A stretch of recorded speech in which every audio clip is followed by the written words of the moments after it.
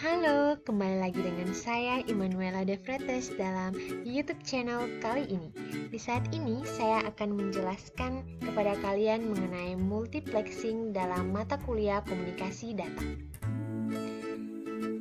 Yang pertama, kita akan mengetahui penggunaan multiplexing dalam komunikasi data. Semakin tinggi kecepatan data, semakin efektif biaya untuk fasilitas transmisi.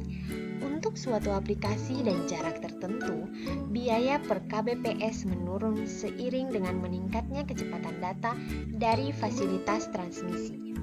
Biaya transmisi dan perlengkapan penerima per kbps menurun seiring dengan meningkatnya kecepatan data.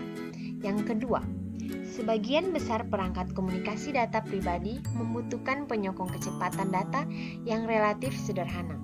Untuk banyak terminal dan aplikasi PC yang tidak melibatkan akses web atau grafis intensif, kecepatan data antara 9600 kbps dan 64 kbps biasanya cukup. Selanjutnya kita masuk pada materi multiplexing. Oke, jadi agar penggunaan jalur telekomunikasi berkecepatan tinggi menjadi lebih efisien, beberapa bentuk multiplexing digunakan. Multiplexing memungkinkan beberapa sumber transmisi berbagi kapasitas transmisi yang lebih besar. Jadi terdapat 3 bentuk umum dari multiplexing, yaitu yang pertama, Frequency Division Multiplexing atau FDM, yang kedua, Wave Division Multiplexing atau WDM, dan ketiga, Time Division Multiplexing atau TDM. Selanjutnya kita masuk pada aplikasi multiplexing yang umum adalah komunikasi jarak jauh. Jadi, link ini dapat membawa sejumlah besar transmisi suara dan data secara simultan dengan menggunakan multiplexing. Terdapat N input ke sebuah multiplexer. Multiplexer tersebut dihubungkan dengan data link tunggal ke sebuah demultiplexer. Link tersebut dapat membawa N kanal data terpisah. Ini contoh gambarnya, di mana terdapat N channel, kemudian dalam satu link, kemudian terdapat the MUX, N output, kemudian MUX-nya terdapat N inputs. Oke, kita masuk ke slide berikutnya. Kita masuk pada FDM atau Frequency Division Multiplexing. Jadi Frequency Division Multiplexing dapat digunakan dengan sinyal-sinyal analog. Sejumlah sinyal dibawa secara bersamaan dalam media yang sama dengan mengalokasikan masing-masing sinyal pada band frekuensi yang berbeda. Perlengkapan modulasi diperlukan untuk memindahkan setiap sinyal ke band frekuensi yang dibutuhkan, dan perlengkapan multiplexing diperlukan untuk menggabungkan sinyal-sinyal yang dimodulasikan. Selanjutnya kita masuk pada karakteristik pada FDM. FDM dimanfaatkan ketika bandwidth media transmisi yang digunakan melebihi bandwidth yang diperlukan dari sinyal-sinyal yang ditransmisikan. Sejumlah sinyal dapat dibawa secara simultan jika masing-masing sinyal dimodulasi ke dalam frekuensi pembawa berbeda, dan frekuensi pembawa tersebut cukup terpisah sehingga bandwidth sinyal tidak tumpah tindih secara signifikan. Kemudian, pada kasus input digital, sinyal-sinyal input harus disalurkan melalui modem untuk diubah menjadi analog. Pada salah satu kasus, masing-masing input sinyal analog harus dimodulasikan untuk memindahkannya pada band frekuensi yang tepat. Ini contoh gambar dari Frequency Division Multiplexing. Terdapat channel-channel, jadi di sini time-nya, kemudian di bagian sininya itu frekuensi. Terdapat channel 1, channel 2 sampai channel 6. Selanjutnya kita masuk pada FDM. Dapat diterapkan untuk banyak sinyal TV pada kabel CATV, masing-masing dengan bandwidth 6 MHz, kabel koaksial bandwidth sebesar 500 MHz. Lusinan sinyal TV dapat dibawa secara simultan menggunakan FDF. Kemudian ini contoh gambarnya, kita bisa melihat di sini terdapat 12 voice channel, kemudian masukkan 4 kHz dari yang pertama sama, kemudian yang kedua 4 kHz juga, serta yang ketiga 4 kHz. Masuknya ke FDM, kemudian selanjutnya masuk ke grup. Grup ini terdapat 48 kHz, yaitu 12 voice channel yang tadi masukannya. Kemudian dia diteruskan pada 5 groups ke FDM juga. Kemudian selanjutnya super group terdapat 240 kHz dan 60 voice channel, di mana akan masuk ke 10 super groups ke FDM, kemudian diteruskan ke master group yang terdapat 2,52 MHz, 600 voice channel, kemudian diteruskan pada 6 master group pada 16,984 MHz dan 3600 voice channel jumbo group, kemudian diteruskan. Selanjutnya masuk pada proses FDM. Ini contoh gambarnya. Di sini kita bisa melihat ini inputannya, kemudian inputannya berupa sinyal yang berbentuk kayak gini, kemudian modulatornya seperti ini dan dimasukkan, dan hasilnya atau outputnya berupa sinyal yang bergelombang. Nah, ini juga sama filter, tapi di sini terdapat filter yang merubah menjadi sinyal. Selanjutnya Wave Division Multiplexing atau WDM.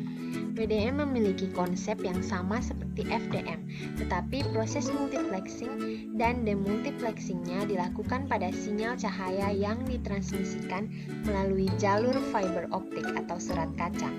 Perbedaannya adalah frekuensi yang digunakan sangat tinggi. Operasi ini menghasilkan banyak serat virtual yang masing-masing dapat membawa sinyal yang berbeda. Teknologi WDM menggunakan multiple wavelengths untuk mentransmisikan information melalui single fiber. Pada WDM, prinsip yang diterapkan mirip seperti pada FDM, hanya dengan cara perbedaan panjang gelombang atau wavelength sinar. Sejumlah berkas sinar dengan panjang gelombang berbeda ditransmisikan secara simultan melalui serat optik yang sama dari jenis multi-mode optical fiber. Selanjutnya TDM. TDM atau Time Division Multiplexing. Time Division Multiplexing adalah suatu jenis digital yang terdiri dari banyak bagian di mana terdapat dua atau lebih saluran yang sama diperoleh dari spektrum frekuensi yang diberikan, yaitu bit arus atau menyisipkan detakan-detakan yang mewakili bit dari saluran berbeda. Kemudian dalam beberapa TDM sistem, detakan yang berurutan menghadirkan bit dari saluran yang berurutan seperti saluran suara pada sistem T1. Pada sistem yang lainnya, saluran-saluran yang berbeda secara bergiliran menggunakan saluran itu dengan membuat sebuah kelompok yang berdasarkan pada pulse time, atau hal seperti ini disebut dengan time slot. Selanjutnya kita dapat melihat gambarnya. Terdapat 4 PC yang dimasukkan ke MUX, kemudian terdapat sinyal-sinyalnya di sini atau data flow masuk ke the MUX dan ditransmisikan dalam bentuk PC kembali. Di sini terdapat time-nya, kemudian frekuensi. Kebalik dengan yang tadi saya sudah jelaskan. Selanjutnya kita masuk pada TDM link control. Jadi di sini TDM link control terdapat 4. Yang pertama, tidak membuat header dan pasangannya. Kemudian yang kedua, data link control protocols tidak diperlukan. Yang ketiga, flow control. Dalam flow control terdapat 4 bagian. Read data pada saluran yang di multiplex sudah dipastikan. Kemudian yang kedua, bila satu kanal receiver tidak dapat menerima data, kanal yang lain tetap harus membawa data tersebut. Yang ketiga, hubungan antar sumber harus lancar. Dan yang keempat, akan meninggalkan slot yang kosong. Serta pada bagian keempat dari link controlnya, error control. Error yang dideteksi dan diatasi oleh sistem kanal secara individu. Selanjutnya, digital carrier system. Yang pertama, merupakan hierarki struktur TDM. Kemudian sistem ini digunakan di USA atau Kanada atau Jepang. Kemudian ITUT menggunakan sistem yang hampir sama. Selanjutnya di Amerika menggunakan sistem dengan format DS1 atau digital system. Selanjutnya multiplex 24 kanal suara. Kemudian setiap frame mempunyai 8 bit per kanal ditambah 1 framing bit. Dan yang terakhir sehingga mempunyai total 193 bits per frame. Selanjutnya digital carrier system. Digital carrier system di sini terdapat setiap kanal suara terdiri dari satu word data dalam bentuk digital atau PCM 8000 sampel per second. Kemudian data rate 8000 kali dengan 193 yang menghasilkan 1544 Mbps. Selanjutnya 5 dari ke-6 frame dipergunakan sampel PCM 8 bit.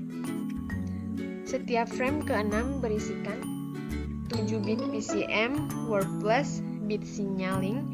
Kemudian sinyalin bits membentuk suara deretan untuk setiap kanal suara yang membuat informasi routing dan kontrol jaringan. Yang kedua mempunyai format sama sebagai penyedia layanan digital yang terdiri dari 23 kanal untuk data, 7 bit per frame plus indikator bit untuk data atau sistem kontrol, serta kanal ke-24 adalah untuk bit SYN khusus. Kita masuk pada mix data. Mix data terdapat format DS1 bisa dipergunakan untuk membawa campuran kanal suara dan data. Dalam hal ini digunakan seluruhnya yaitu 24 kanal, tapi tanpa menyediakan bit SYN. Dapat dilakukan interleave dengan kanal DS1 untuk multiplexing pada level yang lebih tinggi. Kita dapat melihat DCS atau Digital Carrier System, hierarki sinyal digital untuk layanan telepon yang menggunakan multiplexing digital. Ini contoh gambarnya.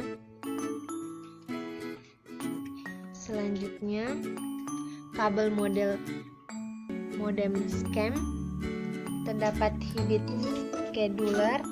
Di sini terdapat stasiun A can send 1 mini slot dari data, kemudian ditransmisikan ke stasiun B untuk mengirimkan 2 mini slot dari data yang menghasilkan 2 stasiun untuk Y. Kemudian di sini timbal baliknya data dari yang B dikirimkan ke data yang stasiun X.